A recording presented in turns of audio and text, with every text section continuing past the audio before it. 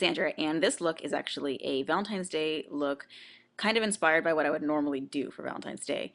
And what you want to do is start off with some face primer because you want your foundation to last. I'm using Smashboxes, and it's just you just kind of put it on like you would lotion or something like that.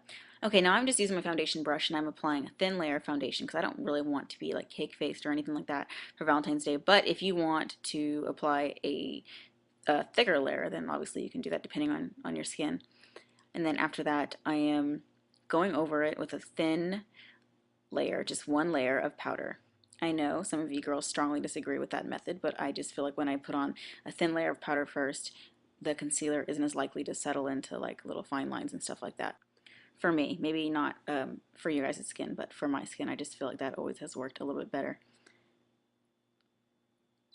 And then after that, I'm gonna put it on just all the little, places that are kind of, I guess, a little bit redder, and I have a little scar right there for some damn reason. And I'm putting on my lips as well because your lipstick won't bleed through the little cracks if you do that. Then I'm going back over it with just some another thin layer of powder.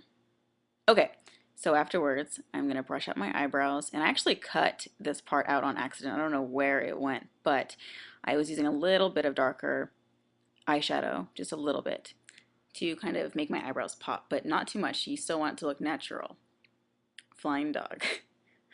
Okay, now afterwards, I'm just going to put on a cream colored eyeshadow just on my lids. I'm not actually putting on that much eyeshadow for this look because whenever I do my lips, I don't want too much makeup on my eyes. And then all that I'm putting on my crease is just a little bit of bronzer because I feel like it just looks a little bit more natural, and I'm not putting on any kind of highlighter underneath my brow.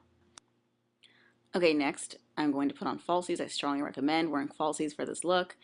Um, and if you're a noob, this is what they look like. This is the glue that you get. I recommend getting clear, not black. And I always put it on the back of my hands. I put way too much on just by accident, but who cares? It's already there. Okay, now I take my lashes and I dip them in like that. It looks like it's a lot of glue, but trust me, if your eyelashes are falling off midway through the night, you're gonna be really embarrassed. Let's avoid that problem right now by just putting on enough glue. I start from the end and using the band of the lashes. Do not tug on the hair of the lashes.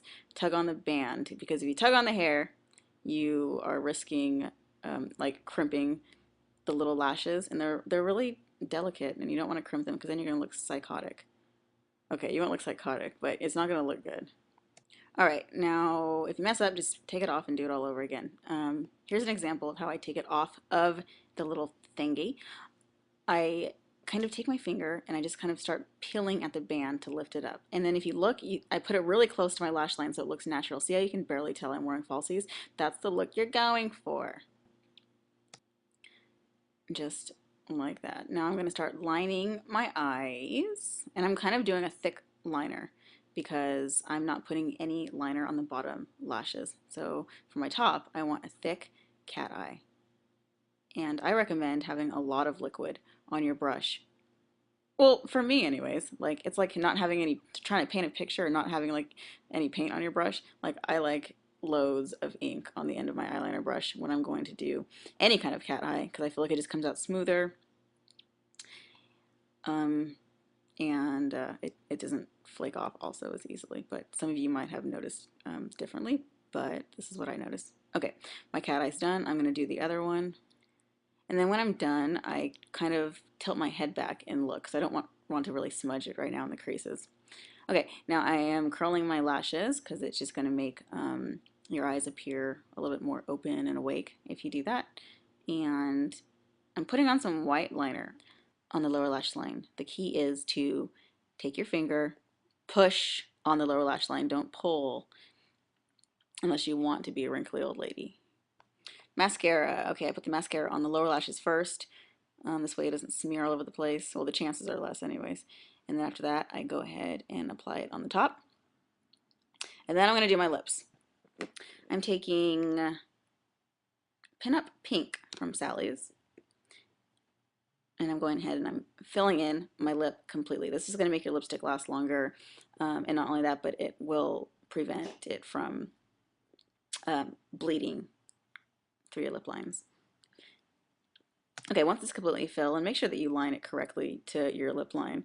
Anyways, when it's done, I'm just going to take Parisian pink. Isn't that what we decided? That's how you pronounce it. And cover completely. And then after that, I'm just taking a little bit of clear lip gloss and patting it on. Take my finger and do a little lipstick finger dance just to prevent it from getting on your teeth. Then remember this little palette, I'm taking my highlighter from the Sephora palette and I'm going to highlight my face. And then after that, I'm going to take okay, Swifty's going to say hi. And then I'm going to take some bronzer and I'm going to contour my cheekbones. Trust me, it just makes everything look better. It kind of will pull your look together. And then my makeup is done. Now let's do my hair. Split it in half, and basically all that I'm doing, yes, I did apply heat protector, is I am just going to go ahead and curl the whole entire thing. And I also applied hairspray prior to curling. Some of you don't want to do that, but I just thought it would save time. And then the way that I'm doing this is I'm taking my curling iron, I'm starting from the top, not from the bottom, because I noticed that when you start from the bottom and then curl up, number one, they fall out a little bit easier, and then number two, it's more of like a loose curl. I want more of a spiral curl, so I'm starting from the top, curling it, pulling down, curling it, pulling down, curling it, pulling down, and twisting, and then it'll suck up the bottom. And there's less damage to the ends of your hair as well. And it'll be a pretty little spiral. Doing that all over until it's completely curled. Okay, then it's going to be kind of a messier look, so I'm taking my hair, moving it all to the right because I want it to be more bouncy and flowy and messy. I can fix some of the curls, and I'm going to just kind of spray it. I'm using Victoria's Secrets because it smells really good, and if you have a date, you want to smell good. So I'm spraying it all over my hair and bouncing it and just kind of messing it up, and obviously I'm going to fix some of the curls. But you want it to just be kind of, Victoria's Secret-ish. So I'm just kind of fixing some of the curls and scrunching it with my hands. And then if you want, it's optional. You can take a cute little barrette and just pin up one of the sides like I'm doing right here. And I think it's super duper cute, but I am not doing that for this look. Sorry. And this is my finished look. Hope you like it.